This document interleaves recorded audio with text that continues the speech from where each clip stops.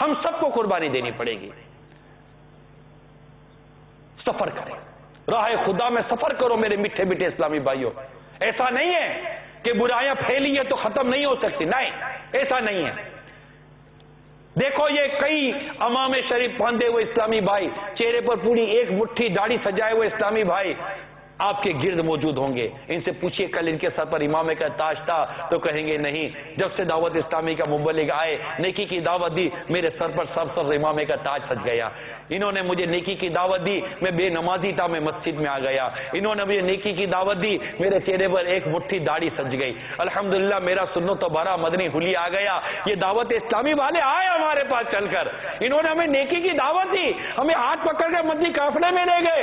الحمدللہ گناہ کو چھوڑ کر ہم بھی نیکی کے راستے پر، بلکہ میں کہوں کہ مدینے کے راستے پر چل گئے. مدینے والے نے جو راستہ بتایا اس راستے پر چل پڑے.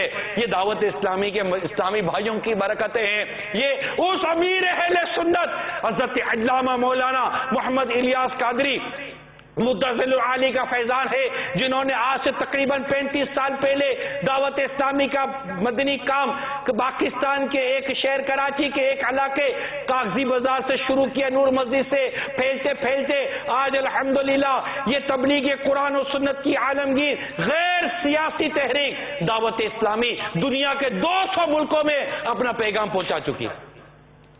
اور آج بنگلہ دیش کے چٹاگانگ کے اندر اتنا بڑا سنت و بڑا اجتماع، الحمدللہ یہ فیضان امیر اہل سنت نہیں تو کیا ہے، یہ فیضان اعلی حضرت نہیں تو کیا ہے، یہ فیضان غریب نواز نہیں تو کیا ہے، یہ فیضان غوث اعظم نہیں تو کیا ہے.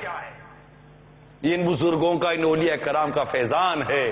الحمدللہ الحمدللہ الحمدللہ.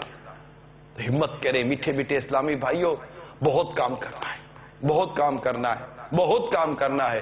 گناہ کی طرف بلانے کے ذرائع بڑھتے چلے جا رہے ہیں، گناہوں کی طرف کھینچنے کے ذرائع بڑھتے چلے جا رہے ہیں. میڈیا، پیپر میڈیا، پتہ نہیں ایڈورٹائزمنٹ، سوشل میڈیا لگے ہوئے ہیں، ایک تعداد کروڑوں اربوں خربوں روپے خرچ ہو رہے ہیں بربادی پھیلانے کے لیے. آ جاؤ آ جاؤ آ جاؤ. اللہ تعالی ہمارے علماء اہل سنت کا سایہ دراز فرمائے. ماشاءاللہ ان کی معاونت، ان کا کرم، ان کا تعاون، ان کی مہربانی، ان کی شفقتیں آپ کے سامنے ہیں.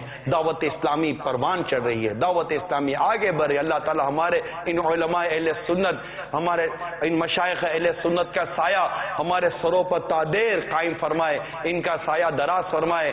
اللہ تعالیٰ ان کو اور برکت عطا فرمائے. تو میرے میٹھے میٹھے اور پیارے پیارے اسلامی بھائیوں اور مدنی چینل کے ناظرین، تمام کے تمام نیت کریں مدنی قافلوں میں سفر کرنے کی.